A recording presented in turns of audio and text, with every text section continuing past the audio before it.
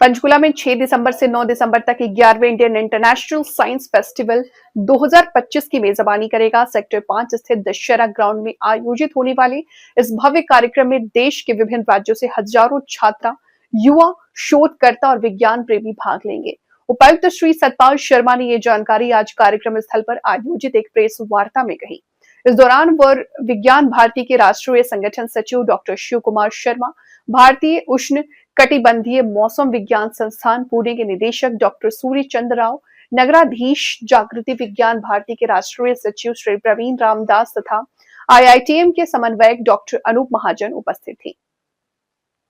मुख्यमंत्री श्री नायब सैनी 7 दिसंबर को आयोजित प्रथम सत्र को संबोधित करेंगे। इंडिया इंटरनेशनल साइंस फेस्टिवल का उद्घाटन 6 दिसंबर को केंद्रीय विज्ञान एवं प्रौद्योगिकी राज्य मंत्री डॉक्टर जितेंद्र सिंह और मुख्यमंत्री नायब सिंह सैनी द्वारा किया जाएगा। वहीं हरियाणा के मुख्यमंत्री श्री नायब सिंह सैनी 7 दिसंबर रविवार को आयोजित प्रथम सत्र को संबोधित करेंगे। हरियाणा के राज्यपाल असीम कुमार घोष 9 दिसंबर को समापन समारोह में मुख्य अतिथि होंगे। देश भर से आने वाले छात्रों के रहने, खाने, परिवहन तथा कार्यक्रम स्थल तक पहुंचने की समुचित व्यवस्था की गई है। उपायुक्त ने कहा कि वह पंचकुला के लिए गर्व की बात है कि भारत सरकार के विज्ञान एवं प्रौद्योगिकी मंत्रालय ने इस प्रतिष्ठित आयोजन के लिए पंचकुला को चुना है। उन्होंने बताया कि कार्यक्रम के सफल आयोजन के लिए जिला प्रशासन द्वारा सभी आवश्यक प्रबंध सुनिश्चित किए गए हैं। देश भर से आने जाने वाले छात्रों के रहने, खाने, परिवहन तथा कार्यक्रम स्थल तक पहुंचने की समुचित व्यवस्था की गई है। पंचकुला के स्कूली छात्रों और विज्ञान में रुचि रखने वाले नागरिकों को भी इस आयोजन में भाग लेने के लिए प्रोत्साहित किया गया है ताकि वे विज्ञान की नवीनतम प्रगति, शोध कार्यों से रूबरू हो सके। इस वर्ष इंडिया इंटरनेशनल साइंस फेस्टिवल विज्ञान में समृद्धि आत्मनिर्भर भारत थीम पर होगा आयोजित। IITM पुणे के निदेशक डॉक्टर सूर्य चंद्र राव ने बताया कि इंडिया इंटरनेशनल साइंस फेस्टिवल का आयोजन पिछले 10 वर्षों से किया जा रहा है और इसका 11वां संस्करण इस वर्ष पंचकुला में 6 से 9 दिसंबर तक आयोजित होगा। इस वर्ष का थीम विज्ञान से समृद्धि आत्मनिर्भर भारत रखा गया है। इसके तहत विभिन्न सब थीमों का इंटरैक्टिव सत्र आयोजित किए जाएंगे, जिनमें विद्यार्थियों को बताया जाएगा कि विज्ञान और तकनीक प्रधानमंत्री नरेंद्र मोदी के विकसित भारत 2047 के विजन को साकार करने में कैसे सहायक हो सकता है। उन्होंने कहा कि आयोजन के दौरान छात्र देश भर से आए विशेषज्ञों से सीधे संवाद कर सकेंगे, अपनी जिज्ञासाओं का समाधान कर पाएंगे। उन्होंने ये भी बताया कि देश के विभिन्न प्रतिष्ठित शोध संस्थान आमजन के लिए प्रदर्शनी में स्टॉल लगाएंगे, जिनका अवलोकन कोई भी नागरिक कर सकता है। उत्सव का उद्देश्य वैज्ञानिक दृष्टिकोण का प्रसार और आत्मनिर्भर भारत की दिशा में अग्रसर प्रयास। विज्ञान भारती के राष्ट्रीय संगठन सचिव डॉक्टर शिव कुमार शर्मा ने बताया कि लगभग 40 से 50 हजार लोग इस आयोजन के साक्षी बनेंगे। विद्यार्थियों को इसरो एवं DRDO के वैज्ञानिकों से मिलने जुलने, बातचीत करने का अवसर मिलेगा।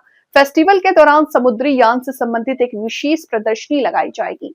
उन्होंने कहा कि इस उत्सव का मुख्य उद्देश्य विद्यार्थियों, युवाओं, शोधकर्ताओं और नीति निर्माताओं में वैज्ञानिक दृष्टिकोण को बढ़ावा देना, आत्मनिर्भर भारत के लक्ष्य को आगे बढ़ाना है। So we have been celebrating this science festivals for last 10 years. This is the 11th edition of Indian International Science Festival that is being held at Panchkula.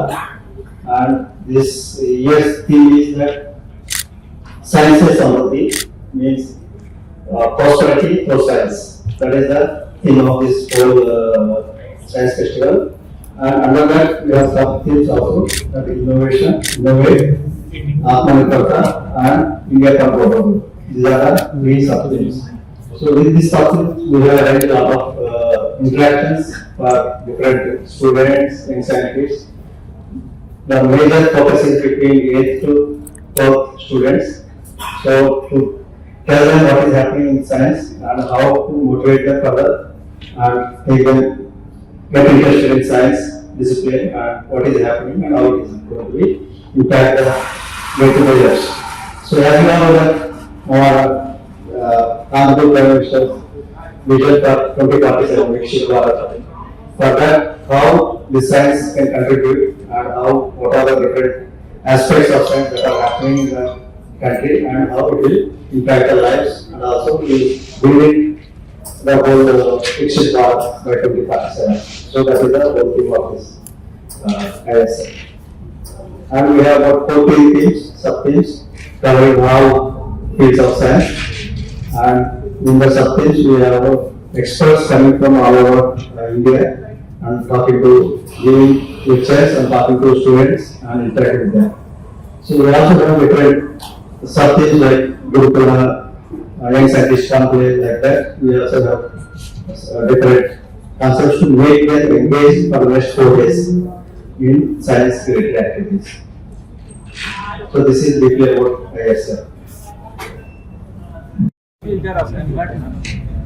नहीं, हरियाणा में तो हमने पहले फरीदाबाद में भी किया है, लेकिन यहाँ पंचकुला में पहली बार हो रहा है। इसके पीछे जो मोटिव है वो साइंस मोटिवेशन का है। साइंस के माध्यम से विद्यार्थियों को कुछ नया इनोवेटिव आइडियाज के आधार पर करने का मौका मिले और वो कुछ नई चीज सीखे। भारत की साइंस की प्रगति कैसी है, उस प्रगति का अनुभव विज्ञान जगत के शिक्षक हैं, विज्ञान जगत के विद्यार्थी हैं, विज्ञान जगत के यंग साइंटिस्ट हैं, विज्ञान जगत के पॉलिसी मेकर्स हैं, विज्ञान जगत में काम करने वाला प्रशासन तंत्र है, ये सभी मिलकर के भारत को समृद्ध बनाने के लिए, आत्मनिर्भर बनाने के लिए विज्ञान के माध्यम से क्या कर सकते हैं, इस मोटिव को लेकर के हम इसका आयोजन। इसमें 2 तंत्र हैं। सरकार की दृष्टि से मिनिस्ट्री ऑफ अर्थ साइंस और उसका नोडल एजेंसी के नाते से पुणे की IITM है। आप डायरेक्टर उसके हमारे साथ में बैठे हुए हैं, अनुप जी हैं, और विज्ञान भारती, ऐसे 2 संगठन मिल करके इस कार्यक्रम का आयोजन करें।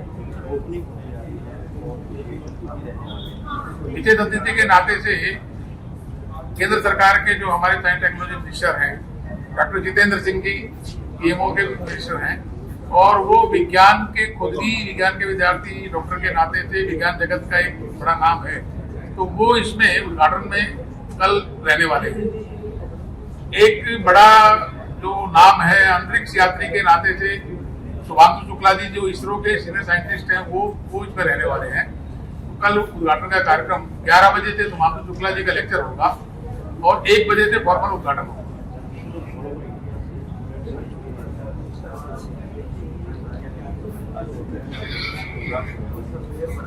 हम इसमें 3 प्रकार के लोगों को निमंत्रित करते हैं।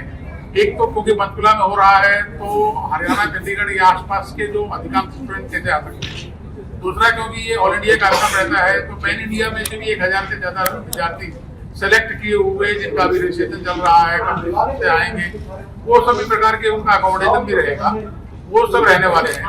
विशेष करके नेशनल एजुकेशन पॉलिसी में भी जिस ड्राइवफुल साइंस की बात की है उसका भी इम्प्लीमेंटेशन का भाग इसमें रहेगा। वो सभी बातें इन 4 दिन के जो हमारे पैरेलल सेशन और प्लेनरी सेशन होंगे उनमें इंटरेक्शन के माध्यम से आगे आने वाले भारत की दृष्टि क्या होगी, क्या इसके पैनल्स तैयार होंगे।